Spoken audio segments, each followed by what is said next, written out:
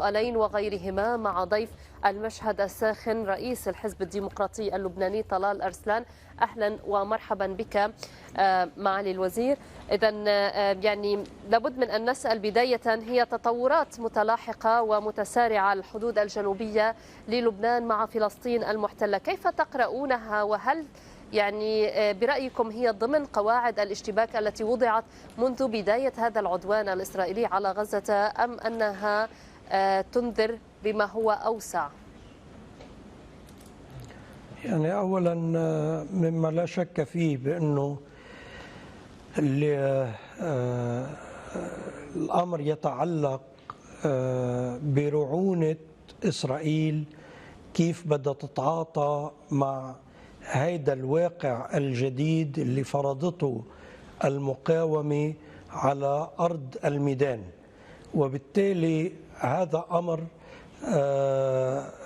نحن تعودنا دائما على الغطرسة والرعونة الإسرائيلية. طبعا مقاييس القوى مختلفة تماما عن ما كانت عليه سابقا، وهذا أمر بيتطلب، ومثل ما عم بتشوفي حضرتك أنه المساعي الكثيفة الدولية في بيروت لمحاولة الضغط على المقاومة في لبنان أن تحيد المنطقة الجنوبية. هذا الأمر لا يتعلق بكل صراحة فينا كمقاومة في لبنان، لأنه بهذا الموضوع رعونة إسرائيل كيف ستتصرف مع هذا الموضوع ومع هذا الواقع الجديد اللي فرضته المقاومة على الساحة الإقليمية والدولية، بيحتم كيفية الرد وكيفية التعاطي مع هذا الأمر. نعم. طيب، أيضا في المواقف يعني كان هناك كلام للسيد خامنئي، وهو يعني كلام واضح بأنه إذا تواصلت الجرائم في غزة فإن صبر المقاومة والمسلمين كما قال سينفذ، ولا يمكن لأي طرف أن يقف أمامهم. وأيضا يعني قال بأنه أمريكا عليها أن تتحمل مسؤولية هذه الجرائم أيضا التي يمارسها وينفذها الاحتلال الإسرائيلي في غزة. بالتالي أي سيناريوهات يمكن أن تكون مقبلة عليها المنطقة فيما لم تتوقف جرائم الاحتلال؟ أولا التصعيد مثل ما شايفي وعم بتراقبي الأمور، التصعيد بدأ من الغرب وبدأ من الولايات المتحدة ومن إسرائيل ومن الدول الأوروبية.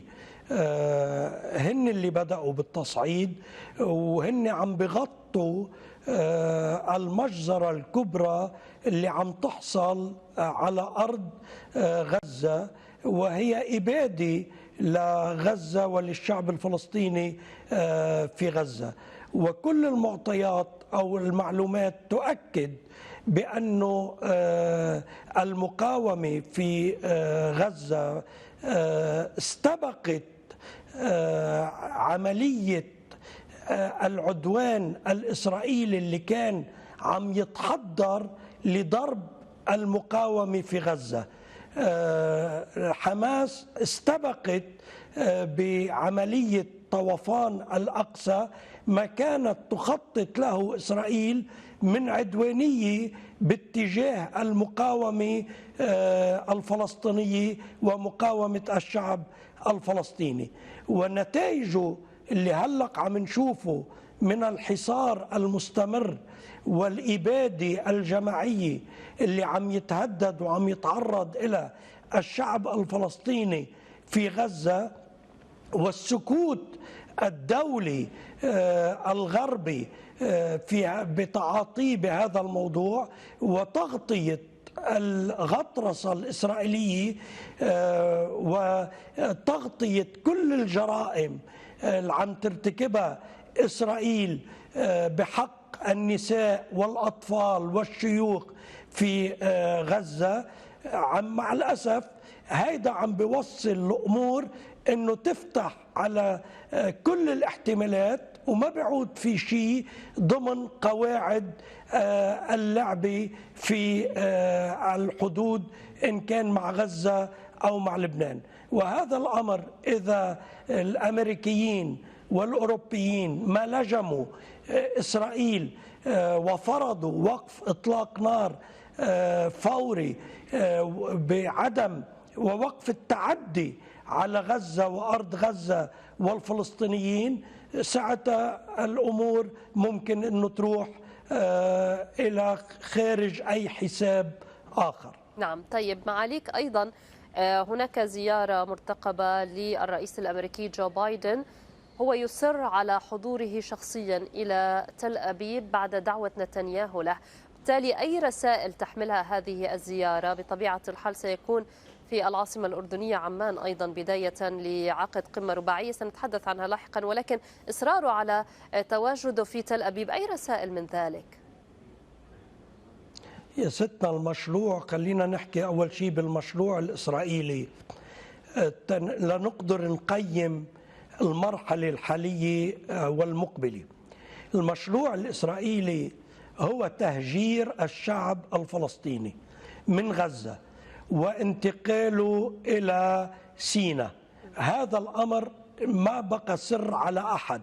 هذا الموضوع إسرائيل مخططت له، وكانت مثل ما قلت لك سابقا عم بتخطط لضرب للمقاومة في غزة وللشعب الفلسطيني.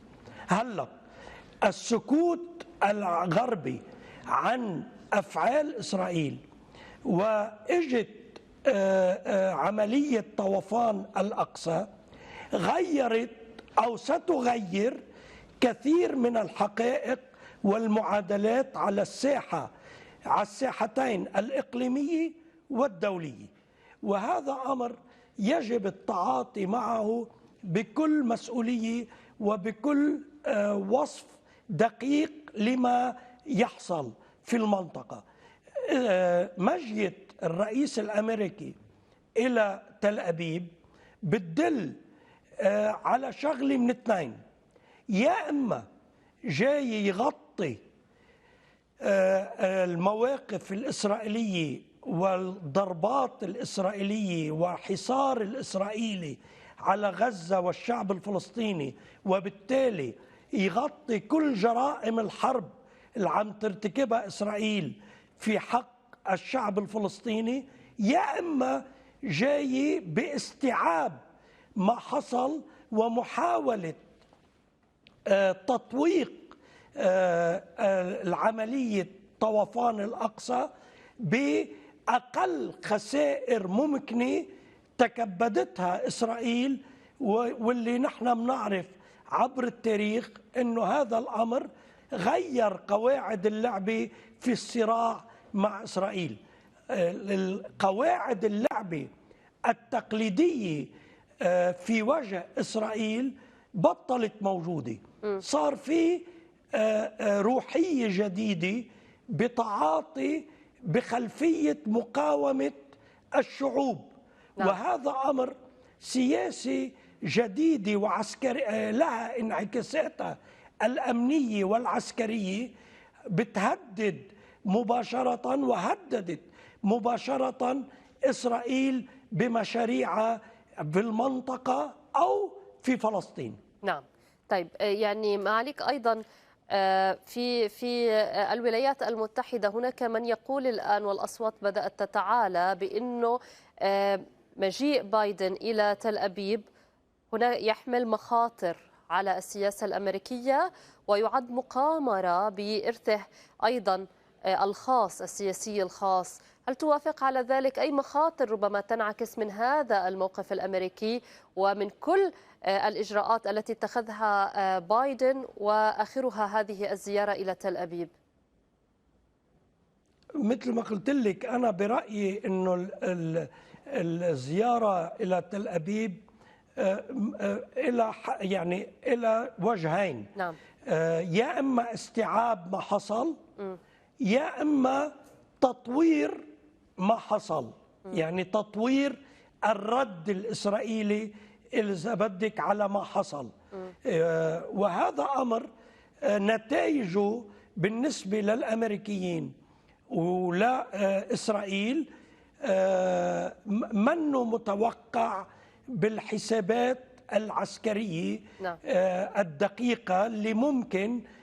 كلنا بنعرف أنه أي غزو لغزة وأي مغامرة لغزة هذا أمر غير محسوب بالنسبة لإسرائيل وللغرب وللأمريكيين تحديدا، وهذا أمر يعرض المنطقة إلى آفاق جديدة وإلى حسابات جديدة يمكن ما تكون ضمن الحسابات التقليدية اللي انوجدت عبر كل السنوات الماضية. طيب، يعني أيضا باعتقادك في ظل هذين السيناريوهين إما التصعيد أو الاحتواء، هناك اليوم كانت رشقات صاروخية مكثفة على المدن الفلسطينية المحتلة، على تل أبيب أيضا، بالتزامن مع الإعلان عن زيارة بايدن لتل أبيب. بالتالي أي رسائل من ذلك؟ وباعتقادك أي السيناريوهين الأقرب،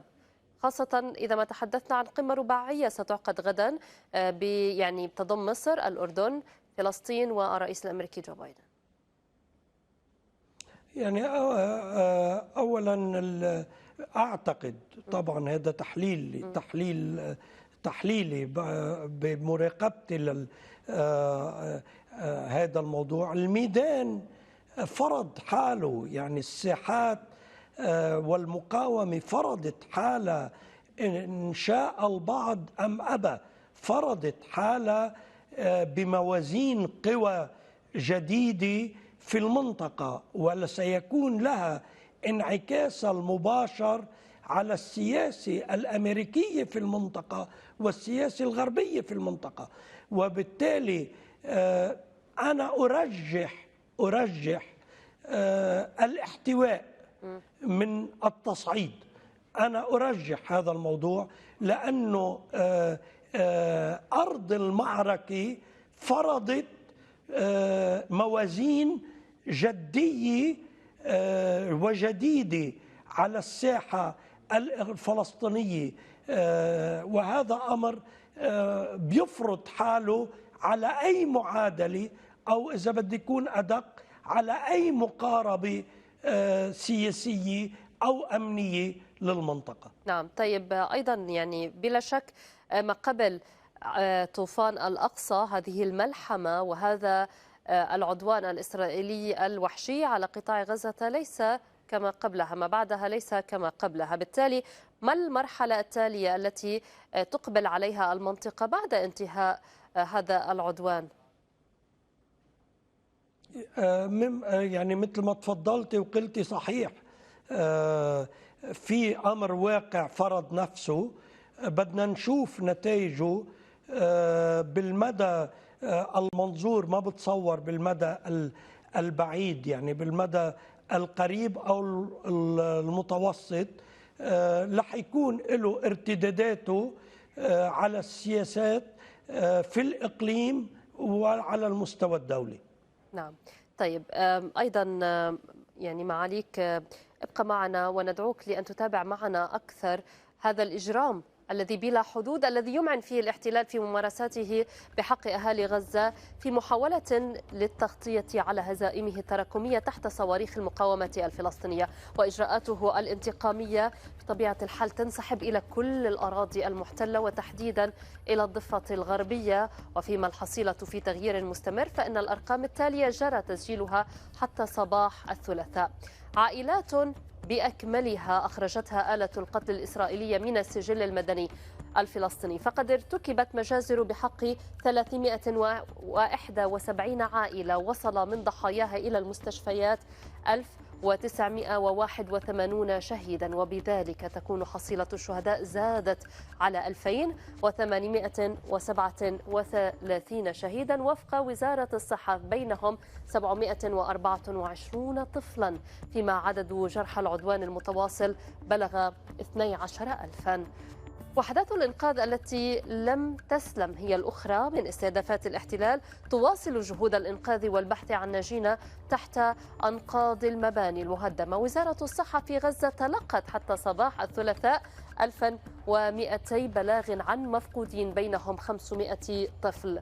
الجرائم الانتقامية طالت أيضا المقاومين والناشطين في الضفة الغربية المحتلة التي اشتعلت نصرة لأهالي غزة. 61 شهيدا ارتقوا منذ 7 تشرين الأول أكتوبر في نابلس والخليل وغيرهما من مناطق الضفة. أما حالات الاعتقال فزادت عن 680. بنك أهداف الاحتلال المتخبط شمل أيضا ناقلي الواقع. 16 صحفيا ارتقوا منذ بدء هذا العدوان على غزة. قصف الاحتلال طال أيضا الصحفيين عند الحدود اللبنانية مع فلسطين المحتلة، فارتقى منهم شهيد إلى جانب عدد من الإصابات. من جديد نعود إليك معالي الوزير، وأريد أن أسألك بالتحديد عما خلص إليه هذا العرض واستهداف الصحفيين في جنوب لبنان. من يحمي الصحفيين وكيف لماذا تجاوزت إسرائيل كل الخطوط الحمر هذه المرة، وكان هناك استهداف متعمد للصحفيين الذين يغطون هذه الجرائم؟ يا ستنا، الإجرام الإسرائيلي منه جديد ومنه أول مرة. الإجرام الإسرائيلي بحق خلينا نتذكر بال96 اليونيفيل والعناصر الأمم المتحدة، إعلاميين قضوا في الضفة، في القطاع، في لبنان.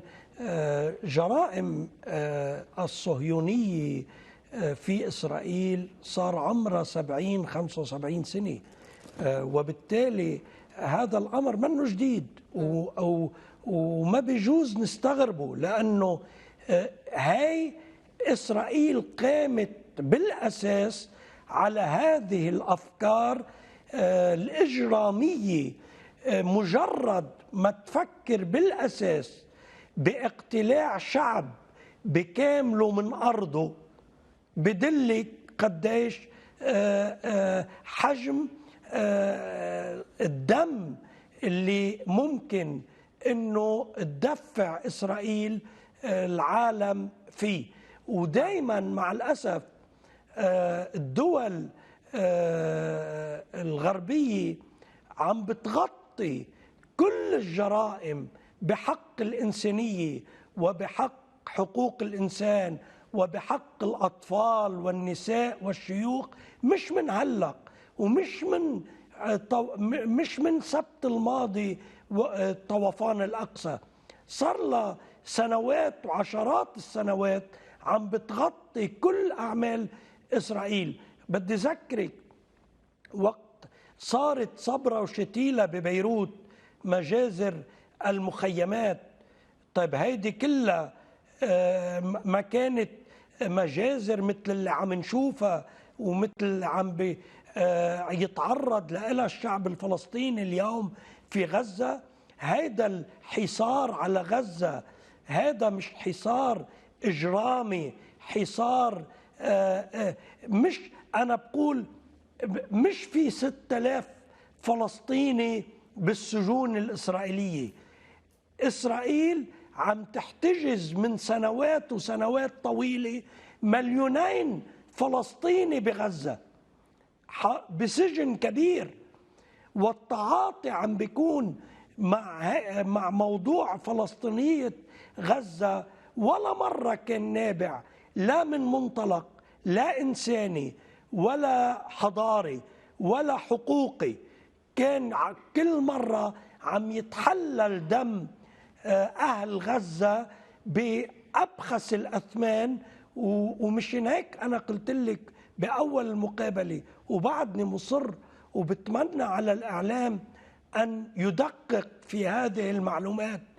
في معلومات شبه مؤكدة أنه طوفان الأقصى حصل كضربة استباقية لما كانت تخطط له إسرائيل من ضرب غزة وضرب مبدأ المقاومة الفلسطينية في غزة تحت شعار تهجير أهل غزة إلى سيناء. نعم، ويعني هذا ما بدأته بالفعل بالطلب من أهالي غزة قبل أيام بإخلاء المناطق الشمالية باتجاه الجنوب، ولكن أيضا معاليك يعني لماذا لم تنجح كل المحاولات حتى الآن بفتح ممر آمن، بالضغط على إسرائيل لفتح ممر آمن لتمرير المساعدات؟ يعني لا يوجد كهرباء، وقود، ماء، نقص بالطعام، يعني هي كارثة إنسانية بكل ما تحملها الكلمة من معنى. لماذا لم تنجح كل المساعي حتى هذه اللحظة؟ تماما، مش هناك عم قلك انه الهدف هو التضييق على الشعب الفلسطيني بكل ما من كلمة من معنى، إن كان على المستوى المعيشي، إن كان على المستوى الصحي، إن كان على المستوى الاجتماعي، الاقتصادي، الإنمائي. وبالتالي الشعب الفلسطيني له 70 سنة 75 سنة مشتت. نعم. اللي عم نشهده هو كل الأجيال الجديدة اللي رافضة الانصياع والانخضاع إلى كل ما يترتب من الماضي من أعباء كانت على كاهل الشعب الفلسطيني، وبالتالي رافضة أن تعيش في ظل هذا الواقع المأساوي اللي عم ينفرض عليها كشعب فلسطيني في فلسطين. نعم، وللتأكيد معاليك يعني كان هناك حديث في الميادين وتحدثنا فيه مرارا بأنه هذه الضربة وملحمة طوفان الأقصى هي ضربة استباقية للمقاومة. ختاما معك معاليك، ما هي رسالتكم للمجندين قسرا في جيش الاحتلال؟ ما سمعت. ما هي رسالتكم للمجندين قسرا أو قهرا في جيش الاحتلال؟ مش عم بسمع. معالي الوزير، كنت أسأل ما هي رسالتكم للمجندين قسرا في جيش الاحتلال؟ المجندين قسرا يعني طبعا نحن إذا عم تقصدي عن الدروز نعم. بالجيش الإسرائيلي، نعم، طبعا نحن هذا الموضوع رافضينه بالمطلق، ونحن عملنا أكثر من مناشدة، وهلق عبر الميادين بناشد إخواننا كبني معروف في فلسطين أن يرفضوا التجنيد الإجباري بجيش الاحتلال الإسرائيلي. وهون بدي قلك معلومة أنه في مشايخ من داخل الجليل سنة 2010 من سنة 2010 مقدمين مذكرة وشكوى للأمم المتحدة في جنيف رفضا للتجنيد الإجباري اللي عم يتعرض له الدروز في فلسطين في صفوف الجيش الاحتلال الإسرائيلي. رئيس الحزب الديمقراطي اللبناني طلال أرسلان، شكرا جزيلا على وجودك معنا، كنت معنا من خلده. شكرا.